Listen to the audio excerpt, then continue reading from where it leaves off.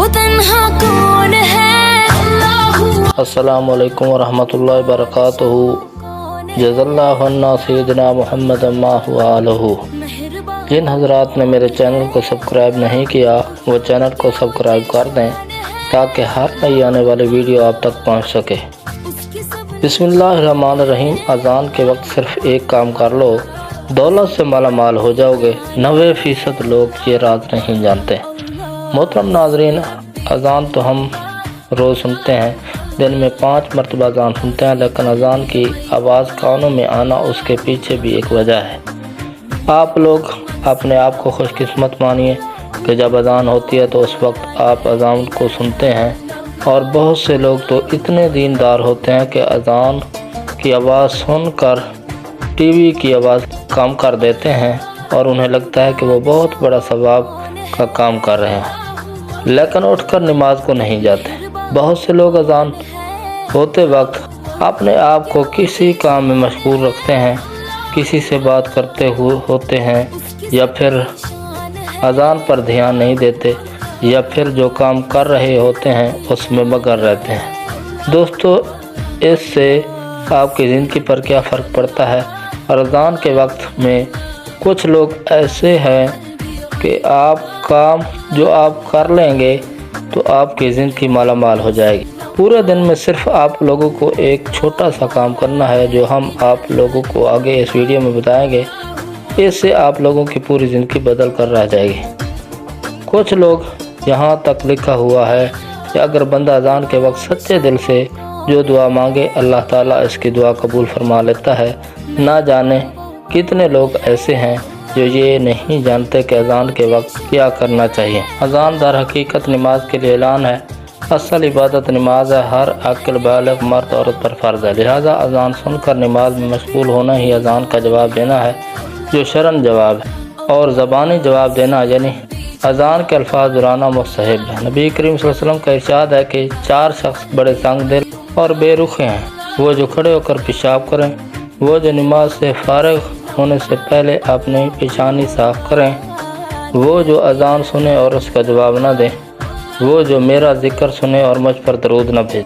ज़बान से अजान को जवाब देने का तरीका यह है कि जो अल्फाज मुअज्जिन कहे वही अल्फाज दोहराए जाएँ। मुअज्जिन जब हय अला सलाह हय अल फलाह कहे तो सुनने वाला इनके बदले ला हौला वला कुव्वत इल्ला बिल्लाह कहे। इस तरह फजर की अजान में अस्सलातु खैरुम मिनन नूम की जगह वदक्ता व बरता कहे। अजान का जवाब मुकम्मल होने के बाद नबी करीम सल्लल्लाहु अलैहि वसल्लम पर दरूद पढ़े और दाल ज़ैल दुआ पढ़े। अल्लाहुम्मा रब्बि हाज़िहि त्ताम्मति वस्सलातुल क़ाइमति आति मुहम्मदनिल वसीलति वल फ़ज़ीलति व बअस्सु मक़ामन महमूदन लज़ी वअतहु। हज़रत जाबिर बिन अब्दुल्लाह रज़ियल्लाहु अन्हु से रिवायत है कि नबी करीम सल्लल्लाहु अलैहि वसल्लम ने इरशाद फरमाया कि जो शख्स अजान सुनकर ये कलमात कहेगा वो क़यामत के दिन मेरी शफ़ाअत का मुस्तहिक़ होगा।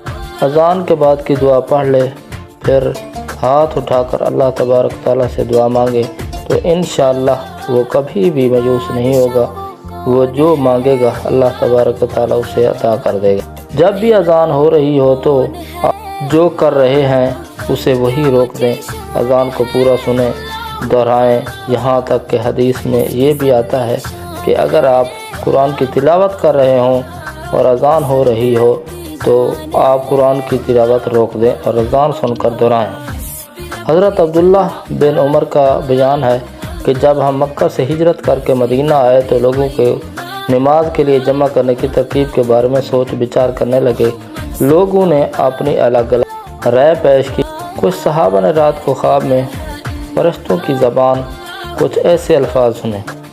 जब उन्होंने अल्लाह के रसूल सल्लल्लाहु अलैहि वसल्लम के बयान किया तो आका सल्लल्लाहु अलैहि वसल्लम बहुत खुश हुए। तो हज़रत बिलाल को बुलाकर फरमाया कि अब नमाज के वक्त तुम यही अल्फाज बुलंद आवाज़ से अदा किया करो। चुनांचे वही अल्फाज क़यामत तक के लिए आवाज़ बन गए जो पूरी दुनिया में अदा किए जाते हैं।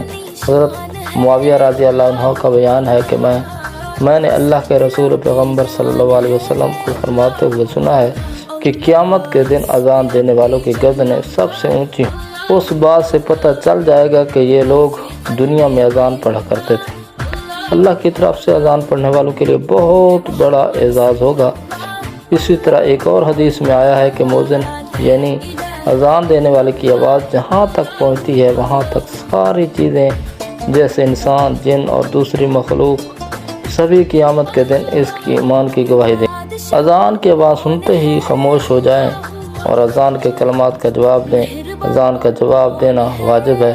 اگر کوئی مسجدوں سے اذان کی آواز سنائی دے تو صرف ایک ہی اذان کا جواب دینا کافی ہے۔ خلوص دل سے اذان کا جواب دینے والوں کو رسول اللہ صلی اللہ علیہ وسلم نے جنت کی بشارت دی ہے۔ لہذا جب بھی اذان ہو ہم سبھی کو کچھ دیر کے لیے اذان سننے اور اس کا جواب دینے کے لیے تیار رہنا چاہیے۔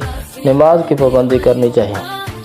حضرت ابو ہریرہ رضی اللہ عنہ سے روایت ہے کہ نبی کریم صلی اللہ علیہ وآلہ وسلم نے فرمایا کہ اگر لوگوں کو اذان اور پہلی صف کے اجر و ثواب کا علم ہو، اگر انہیں اس کے لیے قرآن اندازی بھی کرنا پڑے تو وہ قرآن اندازی ضرور کرے ہو، کیونکہ مؤذن کی اذان وہ جو بھی جن اور انسان اور دوسری مخلوق سنے گی وہ قیامت کے روز اس کے لیے گواہی دے گی۔ حضرت ابو سعید رضی اللہ عنہ فرماتے ہیں کہ میں نے یہ بات نبی کریم صلی اللہ علیہ وسلم سے سنی۔ یہ ویڈیو ہر شخص کے پاس پہنچنی چاہیے جو مسلمان ہے۔